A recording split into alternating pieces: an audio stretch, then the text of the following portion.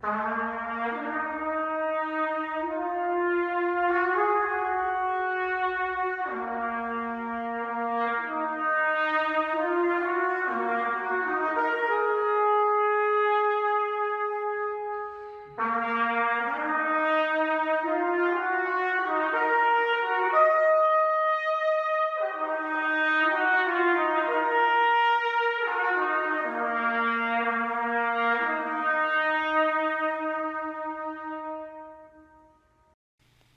not saying we should have a special victim status, but our circumstance is different. We are women. We are less You're life. 24 years old. Is your circumstance harder or easier than your grandmother and your great grandmother?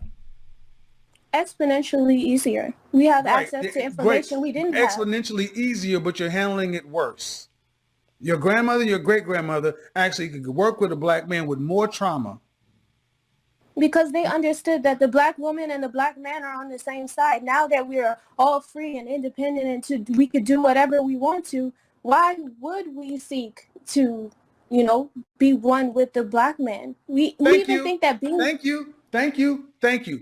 Clip it, slice it, put it on World Star. She said it, not me. Now that you're independent, you don't need to be with... There you go. There you go. And there you go. And there you go. There you go, black man. There it is. She's finally got one to say it. Build businesses with us. Your grandmothers and your grandmothers and your great grandmothers had more trauma and more stress and did it better. They have exponentially less and they're handling it worse. But it's because they're free and can do what the hell they want to. They'll need to be with you. So you don't need to feel any guilt for taking care of you, for putting yourself first and making your passion, your purpose, your priority. You don't need to feel guilty because this 24-year-old woman just said it. They don't feel any guilt about it. Thank you. Hey, good people. In response to people wanting me to do the other little snippet from Kevin Samuel's stream, the one with Iyanla Vanzant said women are out of order. I actually did the snippet of the reaction to the therapist, and people like that. So they said that I missed out on doing the one with the 24-year-old that said that black women, because they're free, don't need to work with black men or don't need black men. And so the clip that you just heard was, even though it was short, it was impactful because it's one thing to know it. It's one thing to observe it. It's one thing to talk about it, theorize it, read about it. It's another thing to hear it, a black woman say it out loud. It's one thing to observe it, and it's another thing to observe it when her mask slipped. And her mask slipped. She's 24. She didn't know any better. She's not as good as the older women. It's not as good as a therapist that can cover it up and know when to shut their mouths. She didn't, because she thought she knew it all. And sometimes if you let them talk and you make them feel good and make them feel confidence and they want to be right, you walk them right into the trap, so to speak. In other words, you walk them right into the truth. And that's what happened. And she was so bewildered when she said it because it's so normal to her. You see it on her face, like, what is he thanking me for? That's what she was wondering. What is he thanking me for? I've been told this all my life, that this is just the truth and it's normal. So why is he thanking me? Oh, and then she remembered, oh, I'm not supposed to let that out. I'm not supposed to let that slip. And she did. She admits that she is part of or has been trained by the Black Girl Code. Certain things that they tell each other that unless you're sitting there quietly and they don't notice you and you're within earshot, you won't hear. Now, I already know it because I've been in earshot listening, ear hustling on women in their circle for a long, long time. And then, you get that look when they let it slip and they get too enthused and then they look over and they see you sitting there, right? Say, oh, okay. Like Urkel used to say, did I say that? Yes, you did. And I did hear it. But carry on. So for anybody that's on this channel, anybody in this circle, this is not a surprise. The surprise that she said it out loud is revelatory. But the fact that it's a fact and their actions have spoken louder than their words for many, many years is not. There's another piece that Kevin had mentioned, not in this one, but in the Joe Budden interview when he talked about the Moynihan report and Moynihan scissors. And anybody that's gone over my channel, I actually played clips from a guy that wrote a book on Moynihan and his experiences behind the Moynihan report. In fact, I got about 3 books that cover that arena, the Moynihan report. I got about 3 books on one of them half read that I probably have to dig into. So eventually I'm going to have to clean up this pile of books that I have laying in my stack. Audio books, I got books on PDFs, I got books on my Kindle, and eventually I'm going to have to just bear down and get through all this stuff. And hopefully I'll get through this whole stack before I have to go meet Jesus, as they say. So but, the books keep coming in, and I don't know if I'll ever get it done. I remember my mentor, he had a container full of books, and just books and recordings that he did, and lectures and all kinds of stuff. And I always wanted to buy his library, because the best way to know a man, especially a learned man, is to read what he read, go through the same experience that he went through, even the point where he underlined and highlighted certain things, because he was good at, an expert at highlighting. I don't think there's ever a page that he read that he didn't highlight something, which is a sign of a very learned and intuitive man. But anyway, he talked about the Moynihan report, but he specifically talked about the Moynihan scissors, which actually, the Moynihan scissors is actually what inspired the Moynihan report, because Moynihan actually worked for the Department of Labor, and they were trying to bring down poverty. So they were actually using welfare to temporarily bring down poverty, and then on the other hand, have jobs programs to actually get the men back to work, and because we had a booming economy, put the men to work and have them earning the money, and so they will actually come off assistance. And the white community that works all day long, because that's what he was saying. He said normally welfare and unemployment actually go together. Actually, they're in sync, right? So in other words, as unemployment rises, basically the assistance to the women and children would have to rise, because it's welfare, right? Because there's no money, right?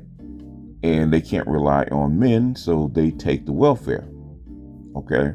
But what Moynihan noticed is that as they brought black male unemployment down, welfare still increased. That's what he called the scissors. It didn't make sense, because all the other populations, all the other ethnic groups, unemployment and welfare were in sync. If unemployment went up, welfare went up. If unemployment went down, welfare would go down. So in the black community, black male unemployment went down. It went down because of jobs programs, because of the military, because of a whole bunch of other things. But welfare still increased exponentially. He said he couldn't understand it. That is the Moynihan scissors that Kevin was talking about, that demonstrated that black men and women aren't in sync. And as soon as black women have an opportunity to get away from their men, they will. So it didn't matter that the black man was working. So that old trope that black women got on welfare because black men couldn't find a job was not true. If that was the case, you would not have had Moynihan scissors, and you probably wouldn't have had the Moynihan report. So what the young lady says, once they got their freedom, there was no need to work or be around or be attached to black men. That's what she was saying. She's telling the truth, because she's been told that for like 3 or 4 generations. And she was told that well before, I do mean well before, the 1960s. This was actually going on in the 1940s. In fact, I was starting to read a book called Retreat of Marriage. And they were pointing out that out of wedlock births for the black community started in the 1940s, not during the Depression, but after the Depression, during the World War II boom, when men either went to war, but also men were actually in the factories going to work. Out of wedlock birth started booming then. So saying that black women chose welfare because the black men weren't doing anything is not true. Your stats don't hold up. Now you have anecdotal stories that say that some fathers willingly left the home so that those kids could get welfare. So in some urban areas and some places where jobs were scarce, that is true. But the fact is, even after the Moynihan report, even after the Kerner Commission, where they put black men into jobs, in the skilled jobs. The welfare didn't go down. It stayed the same. In fact, it still went up. The out of wedlock rates even increased, even as black men were going to work in the 70s. So saying that the reason that black women separated from black men was because of economics. Yes, economics. It was economics that had their own money. And they didn't see a need for us anymore. Black women always saw us as an object, as a necessary evil.